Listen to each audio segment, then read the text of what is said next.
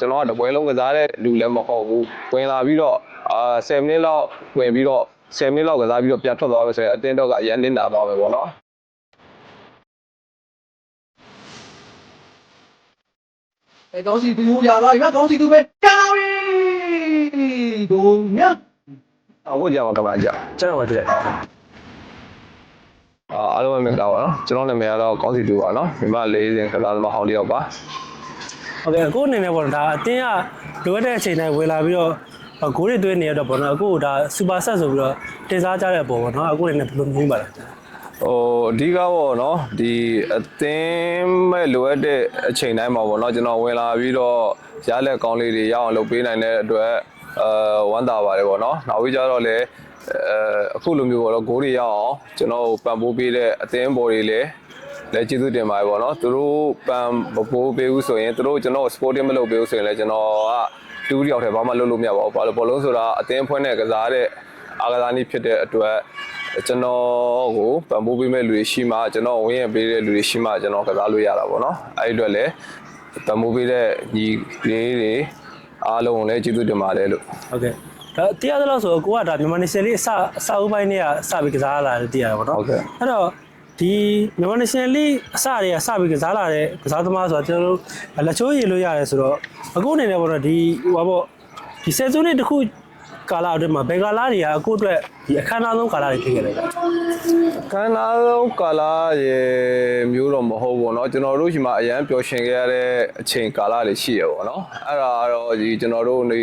MLA ကြီးဆိုပြီးတော့စဖြစ်လာတဲ့အချိန်ပေါ့เนาะအဲ့ဒီအချိန်မှာကျွန်တော်တို့ဒီဝန်ကြီးဌာနကနေမှကျွန်တော်တို့ဒီဘက်ကိုပေါ့နော်ဒီ professional life ကိုကူးပြောင်းကြရပေါ့ကူးပြောင်းလာတဲ့အချိန်မှာကျွန်တော်တို့ဝန်ကြီးဌာနမှာရတဲ့လစာနေရာတွေမှာနေချင်းညာချင်းပေါ့နော်ကျွန်တော်တို့မျှော်မှန်းမထားတဲ့လစာအနေထားမျိုးရတယ်နောက်ကြတော့ကျွန်တော်တို့မျှော်လင့်မထားတဲ့ပံ့ပိုးမှုတွေရတယ်အဲ့ဒီထဲမှာပေါ့နော်ကျွန်တော်တို့ကဒီ sporting ကောင်းတဲ့ကျွန်တော်တို့ဗောဒီတအုပ်ပေါ့နော်ကျွန်တော်တို့အခုဆိုရင်တက်လာတဲ့လူတွေ2009လောက်ဆိုရင်ကျွန်တော်တို့ဒီလူငယ်တွေပေါ့နော်ကျွန်တော်တို့2009စဖွဲ့စည်းတော့ဆိုရင်ကျွန်တော်တို့ဒီရန်ကုန်အသင်းမှာလူငယ်တွေကအများများတယ်ပေါ့နော်ဒီတိတ်ပြီးတော့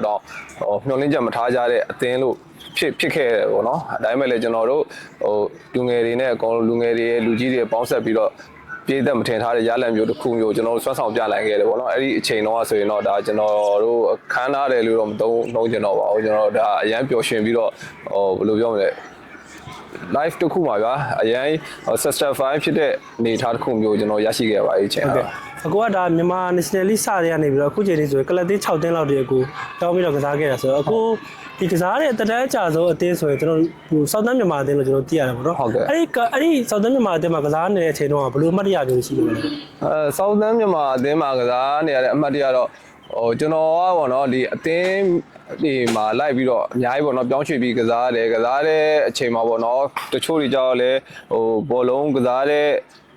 တင်းအချိန်ပဲပေါ့နော်ဒီသူ friendly လောက်ပဲဖြစ်တာပေါ့ကျန်တဲ့အချိန်တွေကြသူ့ဟာသူနေသူ့ကိုနေဆိုတဲ့အနေအထားမျိုးပေါ့နော်နောက်ပြီးကြတော့လေတချို့အတင်းတွေကြတော့အခုဆိုတပြင်းအသင်းနေဆိုရင်ကျွန်တော်တို့လာတယ် training ကွင်းမှာလာဆင်းပြီးရင်ကိုယ့်အတူကိုအိမ်ပြန်ကြရပေါ့နော် Southern မြန်မာမှာကစားတော့ကြတော့ကျွန်တော်တို့ကဒီမော်လမြိုင်မှာပဲသွားနေရတယ်ဗျာ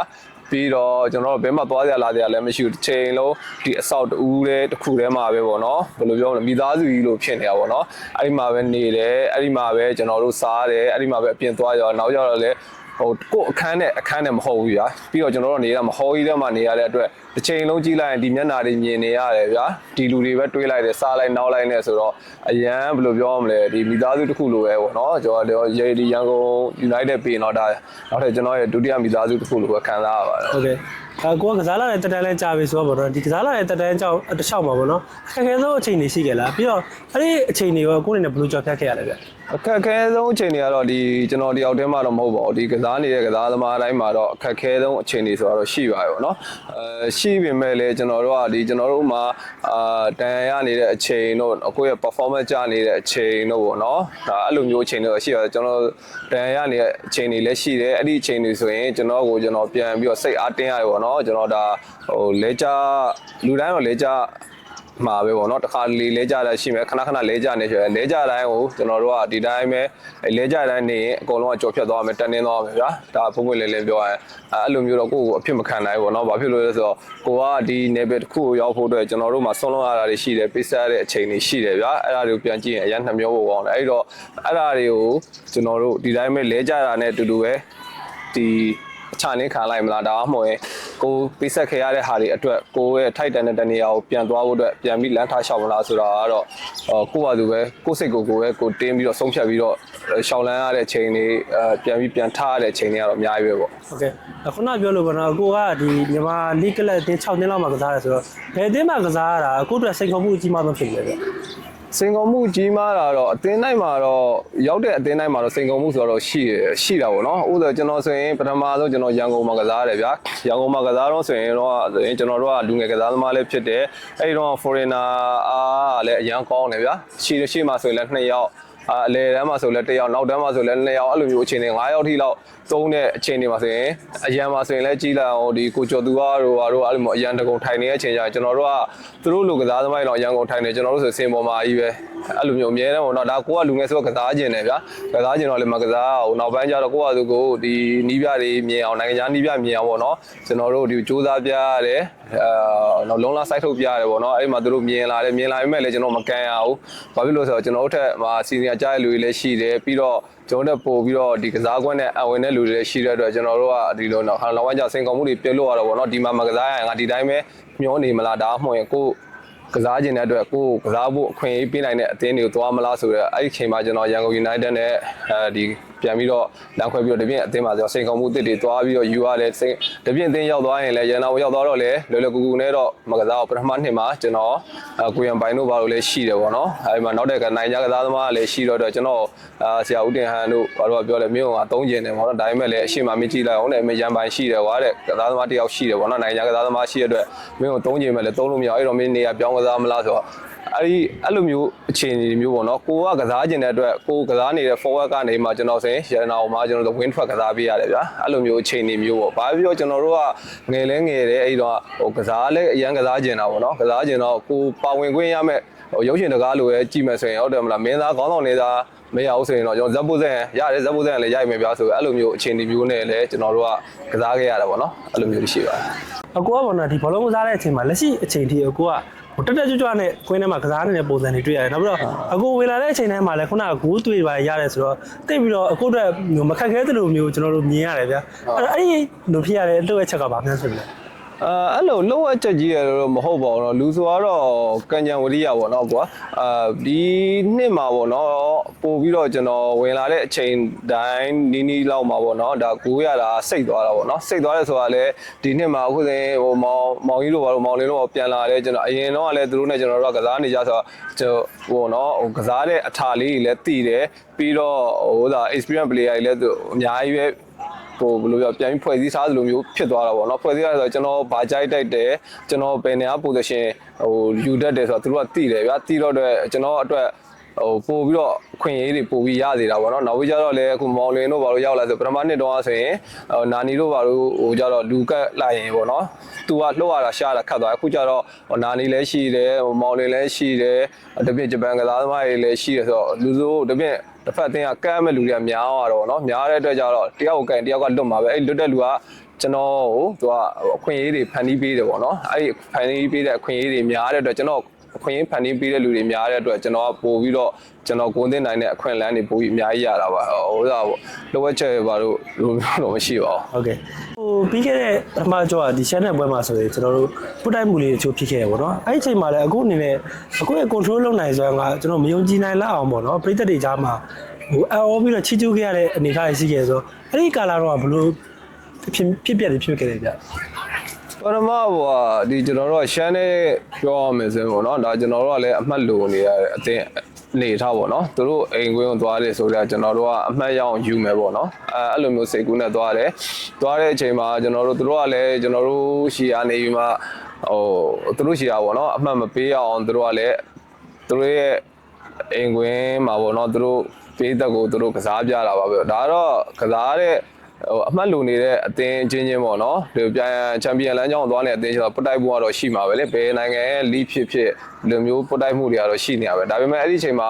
အဲ့ဖြစ်ပြမတိုင်ပေါ့နော်ကျွန်တော်အဝါကက်ကလည်းထိထားတယ်ပေါ့နော်အဲ့ဒီအချိန်မှာကျွန်တော်ကအတင်းနိုင်မှုအတွက်ကိုပို့ပြီးတော့ကျွန်တော်စိတ်ထဲမှာရောက်နေတယ်ဗျာရောက်နေတဲ့အချိန်မှာတကယ်လို့ပေါ့နော်ကျွန်တော်တခုခုထပြီးတော့ကျွန်တော်ရဲ့စိတ်ကိုဒီအလိုလိုက်မယ်ဆိုရင်ပေါ့နော်အမှတ်မထင်မှတ်ဖဲနဲ့အဝါကက်ကနောက်ထပ်ရောက်သွားရင်ကျွန်တော်အနီးကနဲ့ကျွန်တော်ထပ်သွားနိုင်တယ်ပေါ့နော်ကျွန်တော်ကတပွဲလုံးကစားတဲ့လူလည်းမဟုတ်ဘူးဝင်လာပြီးတော့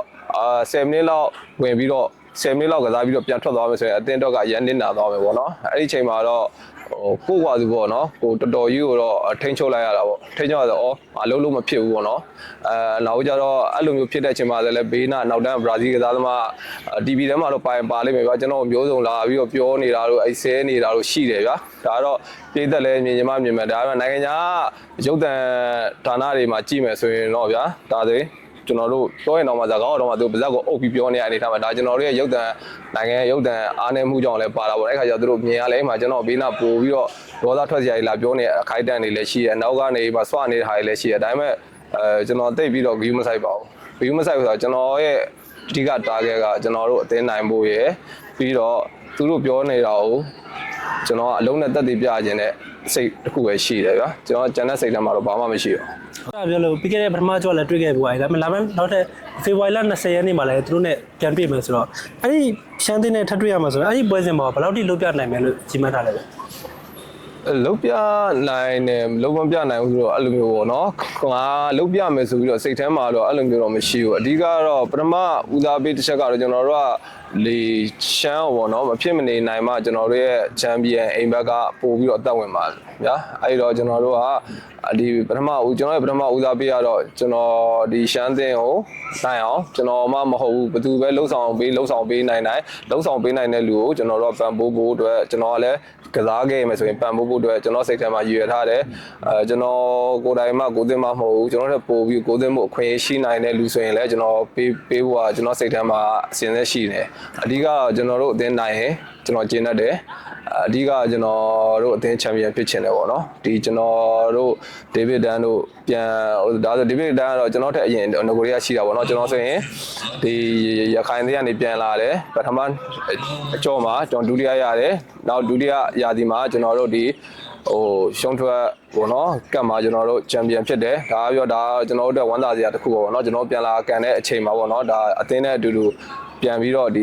ချန်ပီယံတစ်ခုပြန်ရတယ်အခုဆိုရင်လည်းကျွန်တော်အမှတ်ပေးချန်ပီယံဖြစ်ချင်တယ်ကျွန်တော်တို့ပြန်လာကန်တဲ့အချိန်တော့လူဟောင်းတွေရှိနေတဲ့အချိန်ချန်ပီယံဆိုရဲဂုံပုံကလေးကိုကျွန်တော်ရကျင်တယ်ပေါ့နော်အဲ့အတွက်ကျွန်တော်အဓိကဦးစားပေးရတော့အသင်းအောင်နိုင်မှုပါပဲဟုတ်ကဲ့ကိုလည်းဒါပွဲစဉ်တွေမှာကိုရီးယားပွဲဆက်တိုက်တွေကိုတွေသွင်းတာဆိုဒီရာသီမှာကိုဘယ်တစ်ခုလောက်သွင်းဝင်လဲပြင်လင်းထားပါလဲဗျဒီရာသီမှာကတော့ကျွန်တော်ကတော့ပထမကတော့ကျွန်တော် target ထားတာပေါ့နော်ကျွန်တော်9 9ဆိုပြီးတော့ကျွန်တော်လူစားဝင်ကန်ရတဲ့အချိန်လည်းအရင်နေတယ်ပေါ့နော်ဒီပထမရာသီကတော့ကျွန်တော်9 9နဲ့ပြီးသွားတယ်ပေါ့နော်အခုဒီရာသီမတိုင်ခင်ကကျွန်တော်9 9ဆိုပြီးတော့ကျွန်တော်target ထားတာအခု9 9ဆိုတဲ့အရာတော့ကြော်ဖြတ်သွားပြီပေါ့နော်အထက်မှာလည်းထပ်ပြီးတော့ရက်နေမှာတော့မဟုတ်ဘူးပေါ့နော်ကျွန်တော်ပါဝင်ရတဲ့အချိန်တိုင်းကျွန်တော်9ရနိုင်တဲ့အခွင့်အရေးတိုင်းကိုကျွန်တော်ပို့ပြီးတော့ကောင်းမွန်သွားပေါ့နော်ပို့ပြီးတော့တည်တက်လေးအသုံးချသွားမယ်ဆိုရင်တော့ကျွန်တော်ထပ်ပြီးတော့ကိုယ်တွေအများကြီးရမယ်လို့ကျွန်တော်ယုံကြည်တယ်။အသင်းကလည်းကစားသမားတွေကလည်းကျွန်တော်ကိုပိုပြီးပံ့ပိုးပေးမယ်လို့လည်းကျွန်တော်ယုံကြည်ပါတယ်။ဟုတ်ကဲ့နောက်ဆုံးနေတယ်ပေါ့နော်အခုလာပြီး